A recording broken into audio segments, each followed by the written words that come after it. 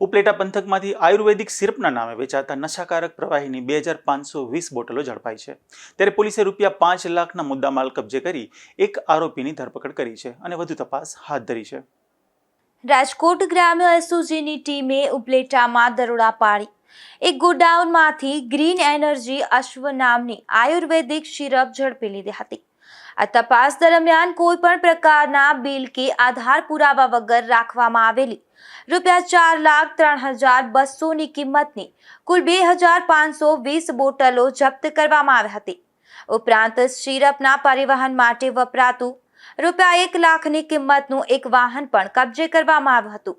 ત્યારે પોલીસે કુલ ₹5,03,200ના મુદ્દામાલ સાથે ઉપલેટા પોલીસ લાઇન પાછળ રહેતા દિવ્યેશ માલદેભાઈ કનારાની ધરપકડ કરી કાયદેસરની કાર્યવાહી હાથ ધરી છે।